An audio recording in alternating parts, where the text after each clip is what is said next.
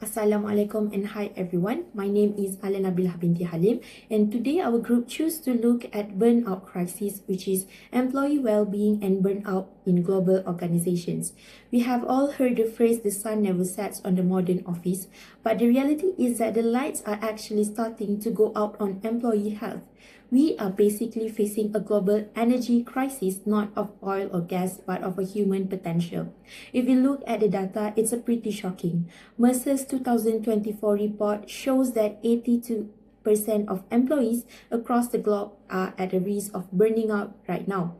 This isn't just people being a little bit tired, it's a full-on collapse of how we engage with work, and it's costing the world a fortune. Gallup 2025 found that only 21% of workers actually feel connected to their jobs. This great detachment costs the global economy about $8.9 trillion every single year in lost productivity. Even the bosses are struggling because Deloitte found that over half of managers are also burnt out. So the people who are supposed to be helping us are actually struggling just as much as we are. So, why is this happening? We can't just blame people for not being tough enough. Burnout is actually built into the way we work today. We have broken it down to 5 main causes. First, we have the workload trap. It's not just having a lot to do, it's the intensity. It keeps our bodies in a constant stress mode that we can't switch off. Then there's the control gap. Burnout happens fast when you feel like you have zero say in your schedule or how you do your work. It's like being on a treadmill that you can't stop. Third is our always-on digital culture. Because of global time zones and our phones, we never really leave work. We are missing the mental reset time that our brains actually need to stay healthy. Fourth is lack of recognition. If you work your heart out and your boss say nothing or just give you more work, you will lose your sense of purpose pretty quickly. Finally, there's institutional unfairness. If you see favoritism or a toxic environment where the trust shatters and burnout become inevitable, you just stop caring. Basically, burnout is a massive global issue with a huge price tag, and it's caused by the system, not the person. That's all from me, and I will pass to the next person. Thank you. My name is Farhani binti Najmitian. I'm going to talk about the global impact of burnout on organization. Burnout is no longer just a personal issue. It has become a serious business challenge worldwide. Firstly, burnout leads to talent loss. When employees experience constant stress, especially skilled workers, they are more likely to leave. This increases recruitment and training costs and places more pressure on remaining employees. Burnout also affects employer reputation in today's digital world. Employee experiences are easily shared online, so organizations that ignore well-being may struggle to attract talent. In contrast, companies that prioritize mental health build a stronger employer brand. In the long term, burnout threatens organizational and sustainability.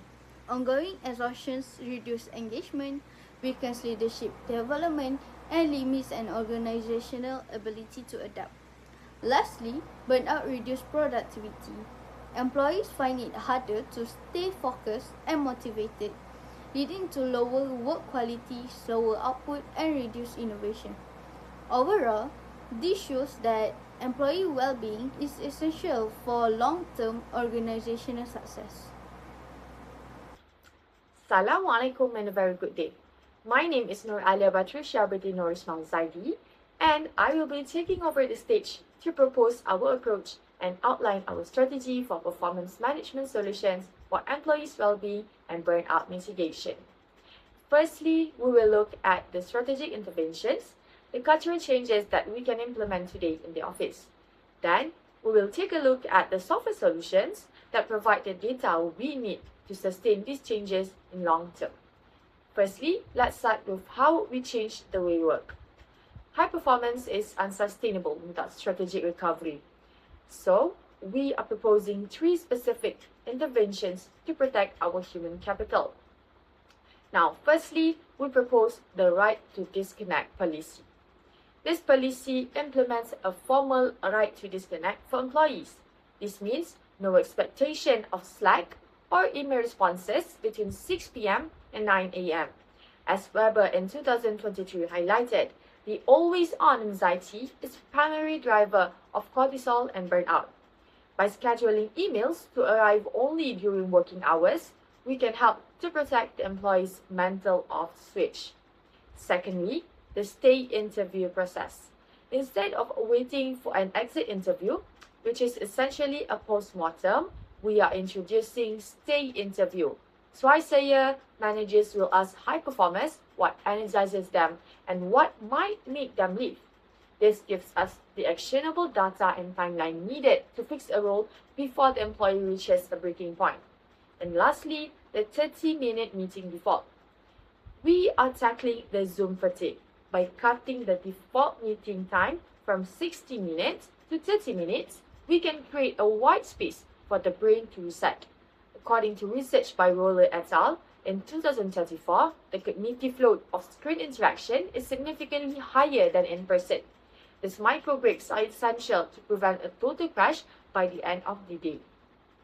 Once the right policies are in place, we need the infrastructure to monitor their success.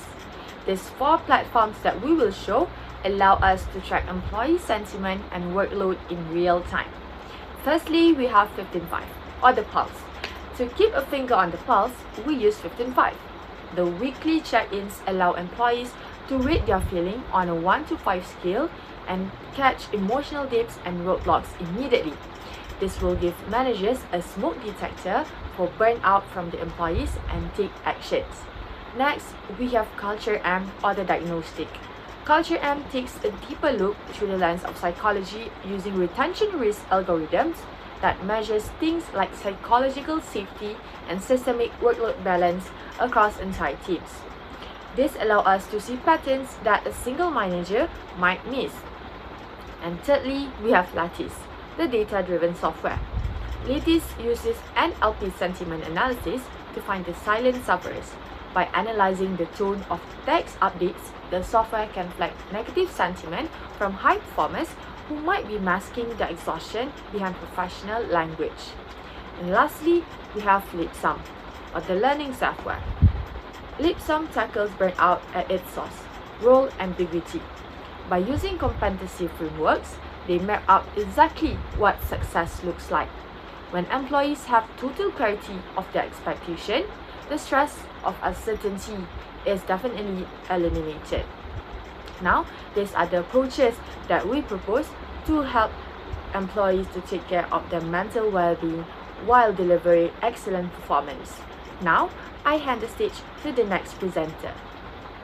Employee well-being has become a critical factor in retention and performance. To address this, organizations must move beyond surface-level fixes and embed well-being into their culture, leadership, and daily practices. Today, I will share 5 strategies that form a holistic framework for protecting well-being and reducing burnout. First, employees are encouraged to redesign aspects of their roles to match their strengths and interests. Burnout often arises when tasks feel misaligned. By crafting their jobs, employees gain autonomy, meaning, and motivation. We implement this through workshops that teach role adjustments, skill development, and alignment with career goals. Second, HR and leaders are trained to embed well-being into policies, culture, and performance systems. Burnout is not just an individual issue, it is systemic. Implementation includes integrating well-being metrics into performance reviews, launching well-being champion programs, and aligning corporate culture with health initiatives.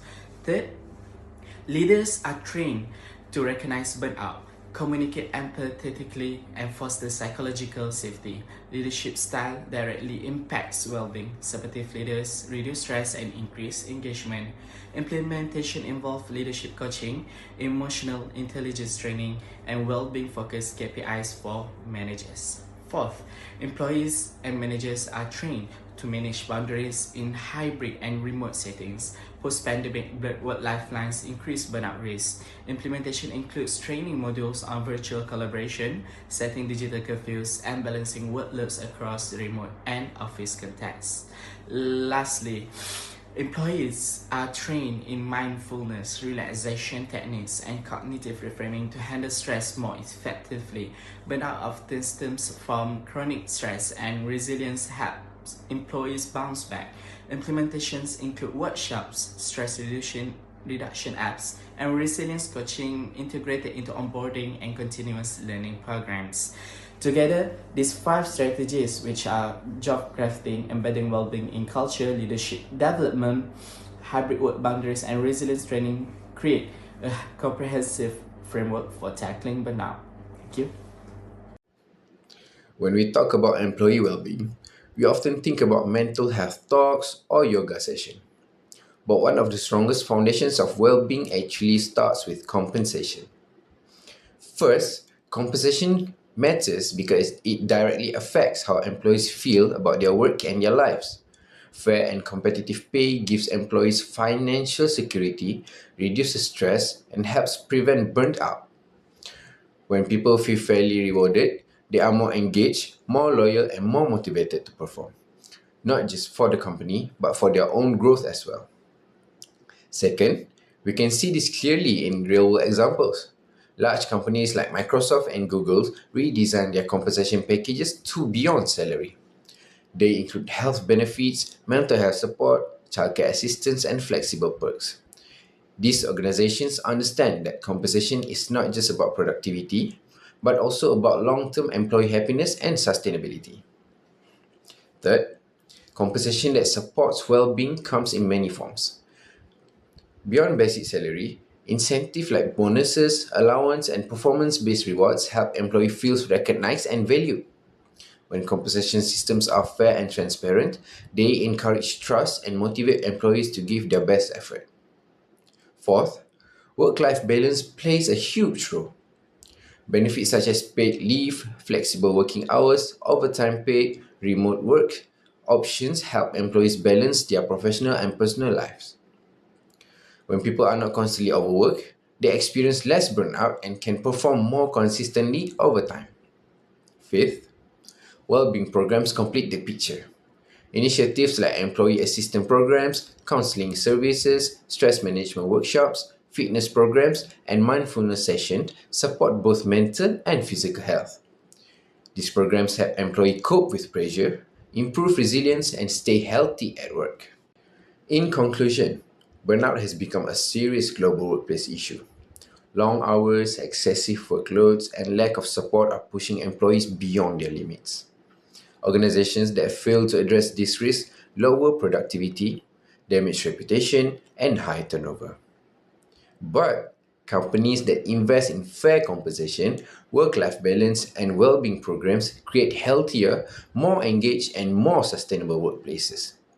Ultimately, employee well-being is not a luxury. It is a strategic necessity for long-term organizational success. This is all from us. Thank you for tuning in.